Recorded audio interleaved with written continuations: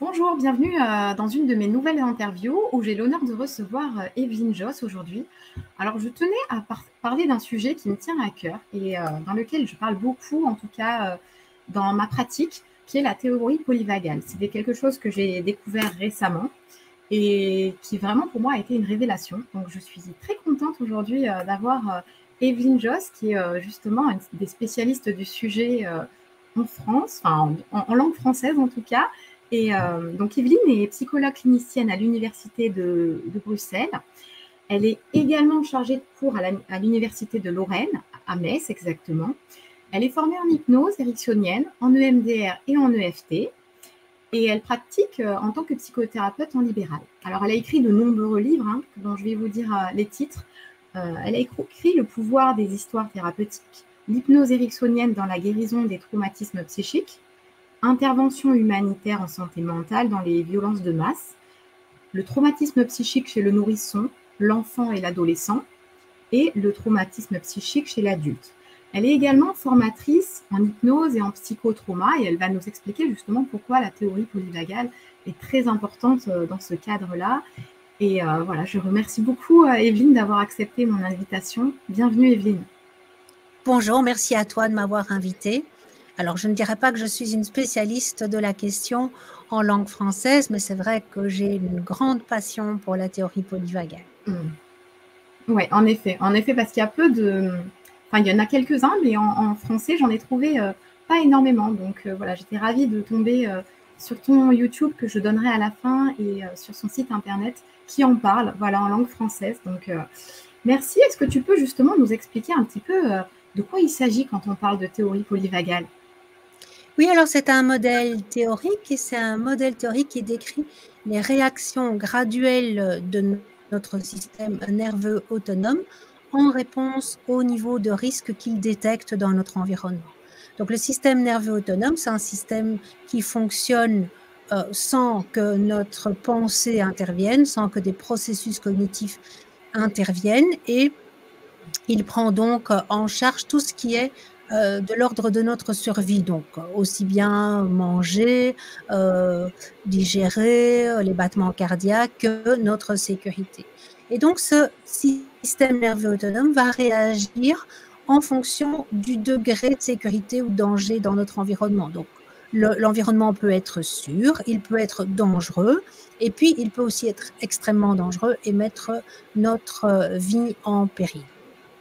Alors, cette théorie polyvagale explique ces réponses comportementales que nous allons avoir en fonction du niveau de risque, et elle explique aussi comment se réguler après ça, parce qu'évidemment, après un danger, par exemple, on va être perturbé. Comment se réguler? Alors, cette théorie, on la doit à Stephen Porges. C'est un neurologue américain, un psychiatre aussi, je pense. Et en fait, c'est surtout sa collègue Deborah Dana, qu'on appelle en général Deb Dana, qui l'a traduite pour les thérapeutes. Alors, peut-être que c'est quand même intéressant de savoir d'où vient ce nom théorie polyvagale. Poly, ça vient de plusieurs, et vagale, ça vient du nerf vague. Alors, le nerf vague, c'est un nerf très important. C'est le 12e nerf crânien. Et son nom, vague, ça vient en fait de vagabond, de vagus en latin. Et en fait, il tient son nom du fait qu'il est extrêmement long. C'est un nerf très important dans notre système parasympathique. Alors, je vais parler un petit peu plus de ce que c'est le parasympathique. Et au point que d'ailleurs, on pense parfois que le parasympathique se résout à ce nerf vague, alors qu'il y a plusieurs nerfs qui interviennent. Alors, je vais peut-être expliquer ce que c'est le nerf vague, mais d'abord, peut-être dire quelques mots du sympathique et du parasympathique. En fait, on peut considérer qu'on est comme des voitures. En tout cas, avant Porges, on pensait qu'on avait deux systèmes antagonistes. On avait un système de freinage et un système d'accélérateur. L'accélérateur, c'est ce qui nous met en action, c'est ce qui nous met en mouvement. C'est le système orthosympathique qu'on appelle aussi souvent tout simplement le sympathique. Et le parasympathique, c'est le frein. C'est ce qui nous fait ralentir, c'est ce qui nous aide à nous calmer et aussi à nous endormir. Et donc, on pensait qu'on avait un système de freinage, un système d'accélérateur. Et Stephen Porges, ce qu'il a montré, c'est qu'en fait, on avait, plutôt comme dans nos voitures, un système d'accélérateur et deux systèmes de freinage. On a le frein à main et on a le frein pédale. En fait, ce que Stéphane Porges a montré, c'est que le nerf vague était divisé en deux. Donc, ce système de frein était divisé en deux, qu'on avait donc deux manières en fonction du niveau de risque de réagir. Donc, quand on est en danger, c'est le fameux fight or flight certainement la plupart de nos auditeurs ont entendu parler, c'est fuir ou combattre. Donc, quand on est face à un danger, on fuit ou on combat. Si on freine alors que nos freins lâchent, on va tirer le frein à main. Et ça, c'est ce qu'on appelle le freeze, le freezing, le figement. On va complètement se figer. Et donc, quand on se relaxe sur une plage ou quand on se relaxe parce qu'on fait de la méditation, on appuie sur le frein pédale. Et ce que Stéphane Porges a montré, c'est qu'en fait, on avait un autre système de frein, c'est que quand on ne peut ni fuir ni combattre, c'est-à-dire quand nos freins lâchent, eh bien, on va tirer le frein à main et on va se figer. Oui. Ok, donc tu as parlé du coup de différents modes, c'est ça. Est-ce que tu peux nous les citer, ces modes différents donc, de ce que je comprends, du coup, tu nous dis on n'est pas capable, nous, de choisir. C'est l'environnement extérieur et ce qu'on en capte qui fait que ça va définir notre façon de réagir. Est-ce que c'est bien ça? C'est bien ça. Peut-être je peux expliquer.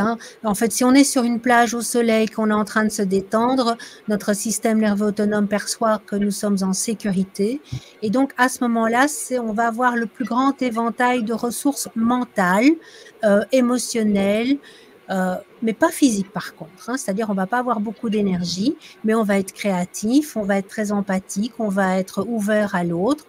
On va avoir ce que Porges appelle le système d'engagement social activé, c'est-à-dire on sera en relation avec autrui facilement.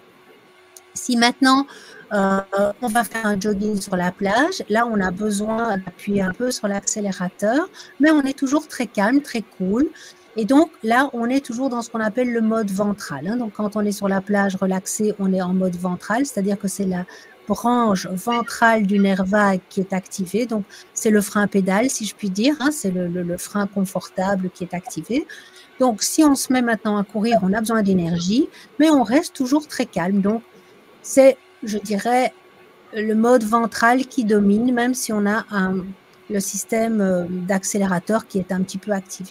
Si maintenant on voit qu'il y a des malfrats sur la plage qui vous regardent avec un air patibulaire, là on va commencer à se sentir en danger et donc le mode vague ventral va décrocher, c'est-à-dire que quand on est en danger, là on appuie plutôt sur l'accélérateur plutôt que sur le frein à main. Donc on va fuir ou combattre. On va d'abord essayer de fuir, on va courir, si ce n'est pas possible on va essayer de combattre, et si on estime que ni l'un ni l'autre n'est possible, eh bien, on va se figer. C'est-à-dire qu'à partir du moment où notre système nerveux autonome constate qu'on ne peut ni fuir ni combattre, qu'on ne peut pas réagir à la situation, on va tirer le frein à main.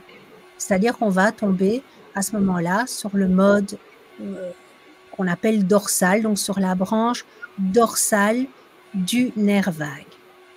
Et donc là, on va vraiment à nouveau, entre guillemets, freiner, c'est-à-dire que notre cœur va à nouveau battre lentement, notre cerveau va pas être très bien irrigué, donc on va être un petit peu dans le flou, et c'est ce qu'on appelle aussi la dissociation. On va ne plus ressentir d'émotions, on ne va plus ressentir beaucoup de sensations physiques, et donc on va être vraiment comme figé. D'accord. Tout donc ça, c'est dans le but de ne pas souffrir. Ça permet de ne pas souffrir émotionnellement puisqu'on n'a pas d'émotion, et de ne pas souffrir physiquement puisqu'on ne ressent pas la douleur physique, ou en tout cas beaucoup moins qu'on la ressentirait si on était dans un mode normal. Donc il y a 3 modes. Il y a le mode ventral, c'est le frein pédale, c'est-à-dire c'est quand on est relaxé, qu'on est bien, qu'on est confortable. On a le mode sympathique, c'est quand on est activé, quand on fuit au combat, ou qu'on combat, c'est-à-dire quand on réagit à un danger.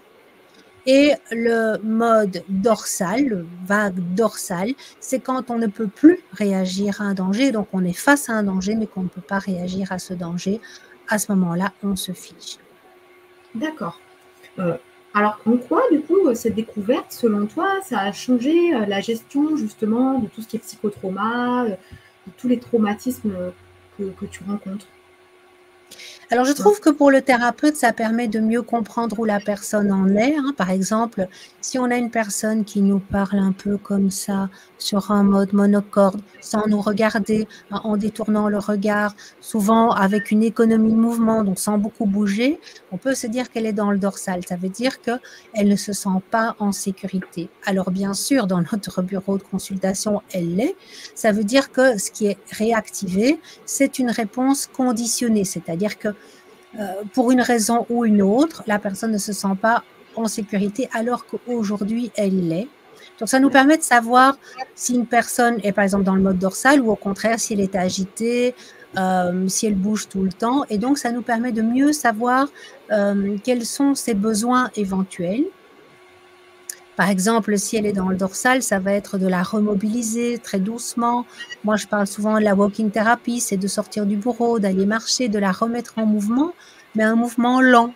Hein. A contrario, si elle est agitée sur son siège, eh bien, ça peut être aussi de sortir, mais là, par exemple, de marcher avec elle et de faire une marche rapide. Alors, bien sûr, c'est difficile de faire de la thérapie en marchant pour certaines personnes, mais ce qui compte dans ce cas-là, ce n'est pas tant la thérapie elle-même dans son contenu, mais c'est plutôt dans le cadre.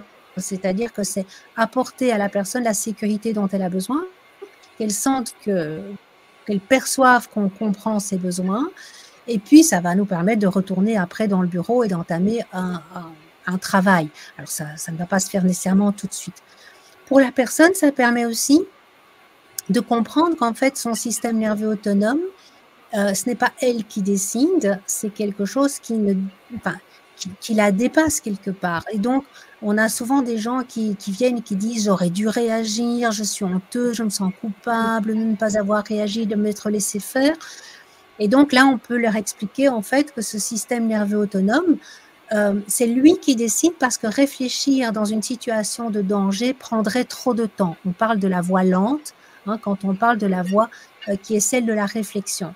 Donc, notre système nerveux qui est là pour assurer notre sécurité, donc il y a un rôle absolument positif d'assurer notre sécurité, lui, c'est la voie rapide, il va réagir rapidement.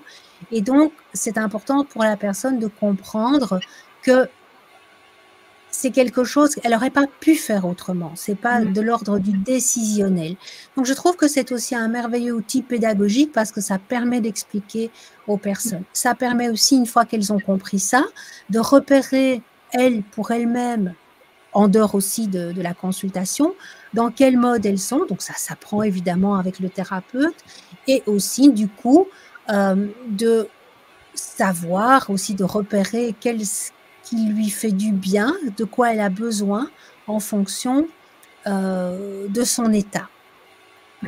Donc, oui, c'est important ce que tu dis parce que ça déculpabilise finalement sur des réactions qu'on ne comprend pas toujours parce qu'effectivement, on ne les a pas décidées d'une certaine façon. Et c'est quand même quelque chose d'important, je pense, pour les victimes de traumatisme, de comprendre que finalement, elles n'ont rien décidé et qu'il y a une logique, il y a quelque chose de très logique là-dedans. Et est-ce que justement, tu parlais de personnes qui ne sont pas dans un cadre danger, hein, comme celles qui, des fois, viennent au cabinet, mais se sentent quand même, malgré tout, en mode dorsal. Est-ce que tu peux nous expliquer ce que c'est la neuroception? Eh bien, cette neuroception, c'est une sorte de perception, mais qui est une perception inconsciente et qui permet de détecter, c'est une sorte de radar qui détecte le niveau de danger dans notre environnement, donc sans qu'on en ait conscience. Donc la perception fait intervenir nos processus cognitifs. Par exemple, je sens une odeur, ça ce sont mes sens, et ça arrive à mon cerveau et qui se dit « ah tiens, ça, c'est une bonne odeur de pain grillé », ou qui se dit « oh non, là, il y a un danger, je pense que j'ai oublié mon pain dans le grille-pain, il est en train de cramer. Hein. » Donc, c'est-à-dire que les processus cognitifs vont donner du sens à ce que nous percevons, à nos sensations. La neuroception, c'est tout à fait différent. Ça ne s'intéresse en fait qu'au niveau de danger ou de sécurité de l'environnement. Et c'est un radar, donc tout le temps, ce mécanisme se produit. Donc, c'est vraiment des processus neuronaux qui sont distincts de la perception et qui, en fait, évaluent la dangerosité de l'environnement. D'accord. Il peut se tromper, ce système de radar, du coup? Alors, il ne se trompe pas, évidemment. Enfin, je veux dire, oui, si on prend la raison, on peut dire que de temps en temps, il se trompe. Hein. C'est vrai que de temps en temps, on pourrait réagir et en fait, notre sentiment, ce qu'on appelle l'évaluation secondaire, nous dit qu'on n'est pas capable de réagir. Donc, l'évaluation primaire, c'est est-ce qu'il y a un danger ou pas. Et si, par exemple, nous répondons oui, après, il y a une deuxième évaluation. Est-ce que je peux réagir ou pas? Donc, il peut se tromper parce que parfois, on peut avoir en fait les ressources pour réagir, mais à ce moment-là, notre système nerveux autonome évalue qu'il ne les a pas. Et puis, c'est vrai que quand on a été soumis à des dangers, on va créer des mémoires par rapport à ça.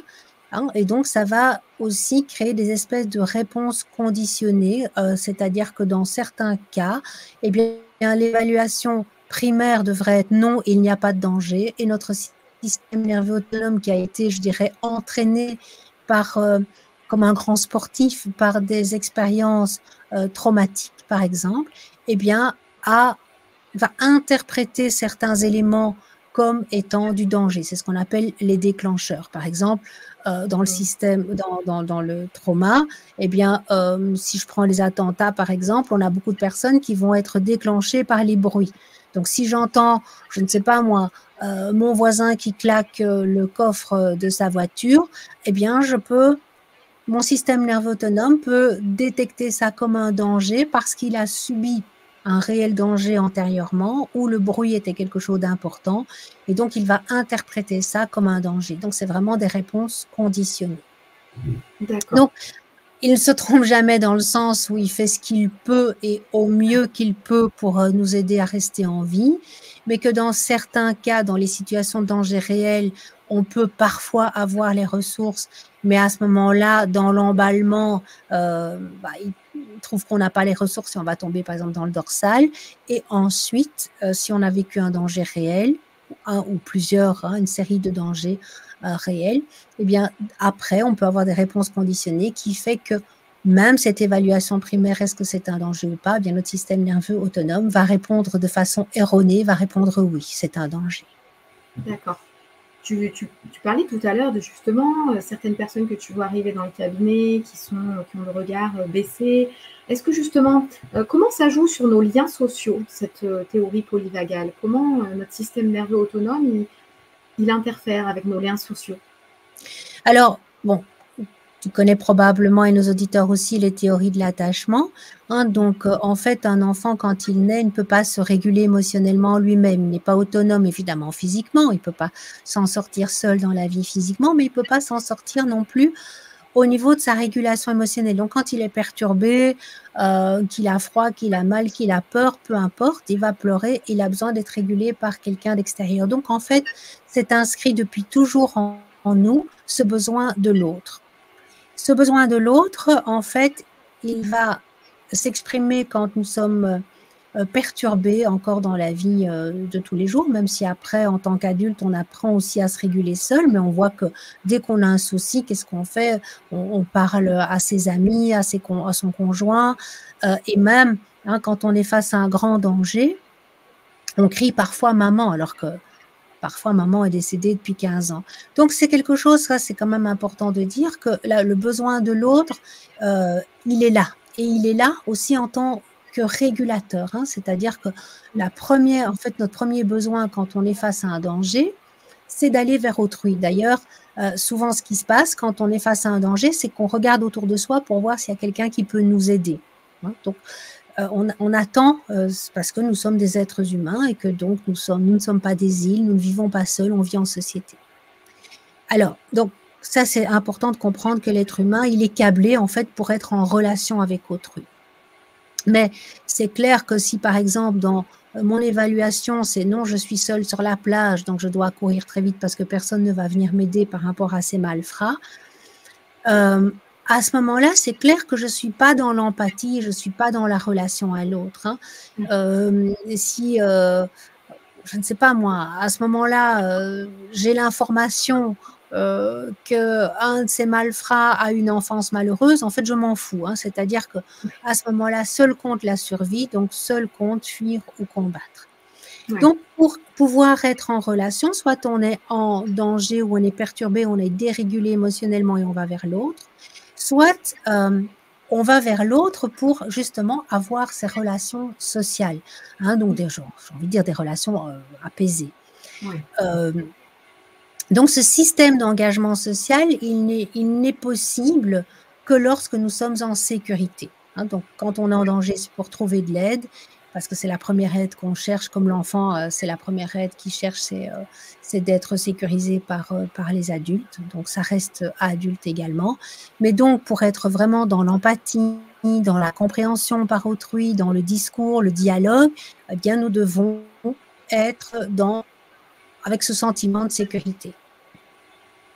C'est clair que quand on a quelqu'un qui nous court derrière, qui veut nous tuer ou qui veut nous voler ou nous violer, l'autre, on s'en fout, les autres, on s'en fout. Hein. Donc, on comprend bien qu'en fait, on doit être en sécurité pour pouvoir être en relation avec les autres. Ouais. Est-ce que tu penses que ça va se développer, la théorie polyvagale, dans le monde de la thérapie? Parce que c'est vrai qu'on parle beaucoup de traumatisme, mais de traumatisme assez conséquent. Tout ce qui est micro-traumatisme, c'est vrai qu'on a tendance c'est plus difficilement décelable. Et les personnes d'ailleurs n'en ont pas toujours conscience. Malgré tout, ça mène à cette théorie polyvagale avec des modes dorsaux, des modes sympathiques. Est-ce que tu penses que ça va se développer pour mieux comprendre un petit peu tout ça? Parce que quand on est dans des attentats, c'est vrai, ou dans des choses assez fortes émotionnellement, tout de suite, on pense à avoir un traumatisme, ce qui est moins le cas, je ne sais pas si tu le constates au quotidien, dans des choses peut-être plus faibles, mais qui sont interprétées par les personnes comme des traumatismes, parce que ça a généré chez eux des fortes émotions et peut-être des modes dorsaux, des modes où ils se sont soit renfermés, soit mis en mode combat. Est-ce que tu le constates ça aussi et est-ce que tu penses que ça va se développer? Oui, alors c'est vrai que bon, les micro-traumatismes, alors il y a deux choses. Il y a le micro-traumatisme, c'est la goutte d'eau qui vient taper la pierre et au bout d'un certain temps, en fait, la pierre, elle va se creuser. Hein, c'est-à-dire que une goutte d'eau ne peut rien faire sur une pierre, mais des milliers de gouttes d'eau, les unes après les autres, ça finit par creuser la pierre. Donc oui, les micro-traumatismes n'ont pas besoin d'être importants pour avoir sur l'adulte des effets importants. Et puis, c'est aussi, comme tu dis, l'évaluation, hein, c'est-à-dire quand on est enfant, il y a toute l'éducation et toutes les violences ordinaires, entre guillemets, je mets ce terme entre guillemets, mais c'est comme ça qu'on les appelle, une gifle, parfois une insulte ou un rejet. Et donc, ça aussi, ça va évidemment créer des traumatismes. Et souvent, les gens disent, oui, mais c'est pas très grave, quoi. Je m'en suis remis. Oui, sauf que quand on leur demande si on réagissait comme ça avec leurs propres enfants, s'ils trouveraient ça acceptable, là, ils ne trouvent plus du tout acceptable. Donc, c'est vrai qu'il y a parfois une méconnaissance, c'est-à-dire on se dit mais non, c'était pas si grave. Parfois même, délibérément, on dit mais non, c'était pas si grave. Hein, et donc, oui, c'est vrai que c'est micro-traumatisme. C'était il y a 25 ans, donc on a tendance à minimiser. Voilà, c'est du passé, c'est vieux. Bon. Alors, c'est clair que je vois l'engouement pour la théorie polyvagale qui était quand même il y a 2-3 ans quasiment inconnue. Maintenant, j'ai l'impression que de plus en plus de personnes connaissent. Il y a eu aussi au moins 4 bouquins qui ont été édités récemment aussi sur la théorie polyvagale, dont le dernier c'est Ancré d'Eb Dana, hein, aux éditions Quantum Way. Donc, je pense que cet engouement, il est évidemment pas anodin, c'est-à-dire qu'il répond en fait pour les thérapeutes à un questionnement et il donne une grille de lecture qui est très intéressante. Alors, il est aussi remis en question, mais pas, je dirais, de façon essentielle pour le thérapeute, hein, parce que, d'ailleurs, j'en ai même pas parlé ici. Porges, il parle du frein vagal, et puis maintenant d'autres personnes qui disent non, c'est plutôt un frein du cortex, etc. Donc, peu importe, c'est-à-dire que ce qui nous est important, c'est effectivement ce que j'ai raconté par rapport à comment les personnes vont réagir par rapport au niveau de danger et de sécurité perçue, et donc aussi par rapport à ces réponses conditionnées, donc comment les patients vont réagir. Et donc, je trouve que oui, ça a certainement vocation de devenir de plus en plus connu, parce que ça aide le thérapeute, et ça aide le thérapeute à expliquer aussi au patient, et puis ça aide le patient lui-même à voir où il en est sur cette échelle polyvagale. Est-ce qu'il se sent en sécurité, en danger extrême, et ça lui permet aussi de voir avec l'analyse qu'il peut faire avec son thérapeute, de qu'est-ce qui va l'aider aussi à remonter vers des niveaux de sécurité. Ouais. Est-ce qu'il y a des conséquences à rester justement longtemps, trop longtemps, dans ces modes dorsaux, dans ces modes combat, fuite? Est-ce qu'il y a des conséquences sur la santé, au niveau psychisme? Oui, au niveau de la santé, donc c'est clair que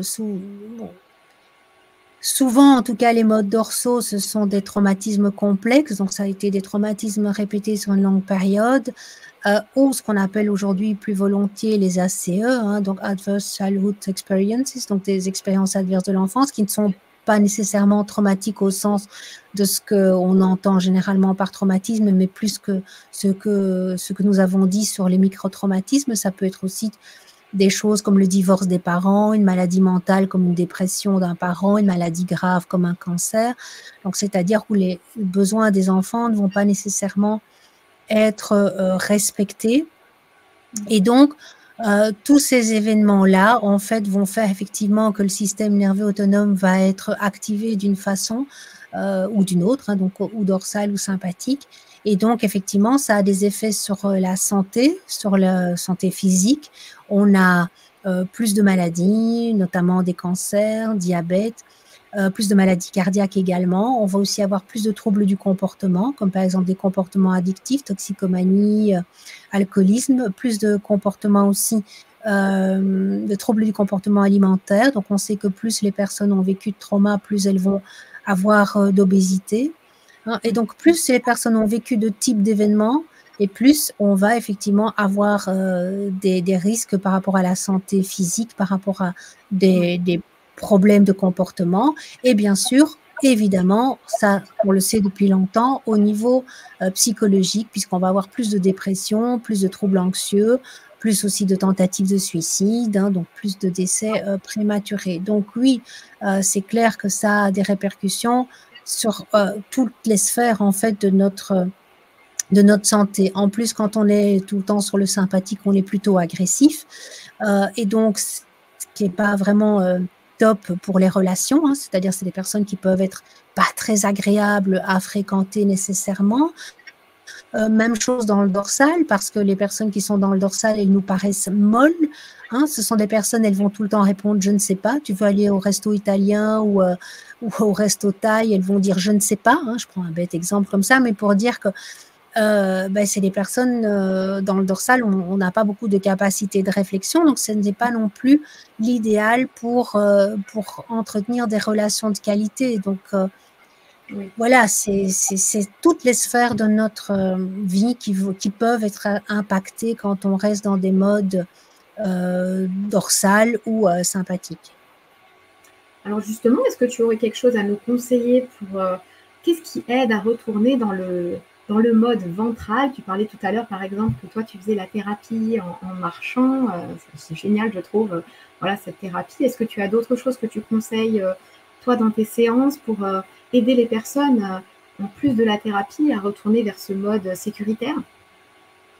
Alors, quand on est dans le dorsal, en fait, on peut imaginer la théorie polyvagale comme une échelle. Et donc, en fait, on est obligé de remonter sur chaque échelon. Donc, quand on est dans le dorsal, on doit d'abord passer par le sympathique. Pas nécessairement un sympathique dérégulé, mais c'est-à-dire on doit se remettre en action. Alors, ça peut être voilà, de faire des mouvements dans le bureau. Moi, par exemple, ce que je fais aussi, c'est parfois marcher sur une ligne imaginaire. Alors, je le fais avec le patient pour qu'il ne se sente pas ridicule. qu'on appelle pousser les murs, donc avec les deux mains sur le mur et donc les pieds en arrière. On va pousser les murs pour ressentir toute la tension, c'est-à-dire pour revenir dans son corps. Donc, une fois qu'on est sur le sympathique, on est revenu sur l'échelle, à ce niveau-là de l'échelle, on peut à ce moment-là… d'un cran, quoi. Pardon? On est remonté d'un cran. On est remonté d'un cran.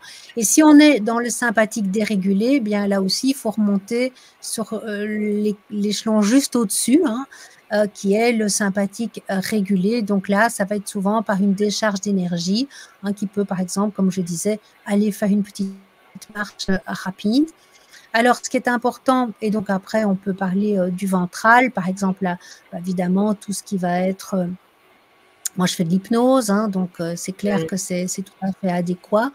Pour les personnes, quand elles sont chez elles, ça peut être, voilà, se faire aussi des mouvements lents, ça peut être de la musique où elles vont danser doucement. Si elles sont dans le sympathique dérégulé, ça peut être voilà, de mettre le corps en mouvement. Hein, si elles sont dans le sympathique, ça peut être danser, voilà, sur une musique. Enfin, ça peut être des choses comme ça. Ça peut être aussi, bien sûr, aller vers autrui, puisque la personne, elle est en besoin, mais elle n'est pas toujours en capacité de demander de l'aide aux autres. Mais quand on peut le faire, si on a des amis proches, si on a des parents, hein, si on a des personnes qui nous réconfortent, ça peut être de contacter les personnes. Ça peut être d'aller dans la nature ou même d'avoir des éléments de la nature chez soi et pour le thérapeute dans son cabinet de consultation. C'est que tout ce qui est nature, ça peut même être un poster, ça peut même être des images sur un ordinateur qui défile. En fait, les images de nature et les éléments de la nature, c'est quelque chose qui active le vague ventral. Donc, évidemment aussi, en dehors du bureau de consultation, ça peut être l'auto-hypnose, ça peut être la méditation, ça peut être le yoga. Hein, donc, il y a des petites choses comme ça qu'on peut faire. Alors, peut-être pour donner quelque chose que moi, je conseille à mes patients, c'est de faire une petite boîte avec… quelque chose qu'on voit, quelque chose visuel, auditif, kinesthésique, olfactif. Donc, par exemple, une petite boîte avec des choses, des images qui font du bien. Alors, ça peut être des images de proches, en qui ils ont confiance, d'amis, de la famille. Ça peut être des images, je ne sais pas moi, d'une plage au soleil, d'un sommet à la montagne. Donc, des photos qu'on peut avoir ou qu'on peut imprimer via Internet, hein, via Google Images, par exemple. Donc, ça, c'est pour ce qui est visuel. Pour l'auditif, eh bien, ça peut être, je ne sais pas, moi, maintenant, il n'y en a plus de CD, mais voilà, quelque chose de l'ordre d'une playlist, quelque chose voilà, qui va être agréable à entendre. Ça peut être les paroles d'une chanson qu'on peut mettre sur une feuille A4. Oui. Ça peut être quelque chose qu'on touche. Alors, ressources, en fait. Tout ce qui nous voilà, toutes les ressources sur les différents canaux sensoriels, donc quelque chose qu'on touche, ça peut être quelque chose de tout doux comme ces premiers doudous de nourrisson, ça peut être un coquillage, enfin voilà, j'ai eu un peu de tout. Olfactif, ça peut être un morceau de savon, ça peut être un extrait de parfum, ça peut être, je ne sais pas, une petite boîte avec du café moulu pour les gens qui aiment une odeur de café, donc voilà, quelque chose aussi qu'on peut sentir. Et donc, quand la personne sent qu'elle commence à aller moins bien, eh bien, elles peuvent ouvrir leur petite boîte à trésors pour se ramener dans l'ici et maintenant avec des choses agréables. C'est super, c'est génial ça. Par l'essence, du coup, de se remettre en ventral. Voilà, par l'essence de ça. Et de se reconnecter aussi à son corps, hein, puisque l'essence, évidemment, c'est le corps. Et quand on est dans le dorsal, par exemple, on se dissocie de son corps. Hein, comme on l'a dit tout à l'heure, on n'a plus les mêmes sensations, on n'a plus les mêmes émotions, mais donc on n'a plus les mêmes sensations non plus. Eh bien, merci Evelyne. Il y aurait tellement à dire sur cette théorie polyvagale. En tout cas, merci beaucoup pour avoir répondu à toutes mes questions. Vous pouvez retrouver du coup le site d'Evelyne qui s'appelle résilience-psy.com et le YouTube qui s'appelle Résilience Psy. Vous pouvez avoir toutes ces vidéos, voilà, toutes ces interviews. En tout cas, je vous remercie beaucoup. Et puis, je vous souhaite une excellente journée. Merci Julia et bonne journée à toi, bonne journée à tous ceux qui nous écoutent. Au revoir.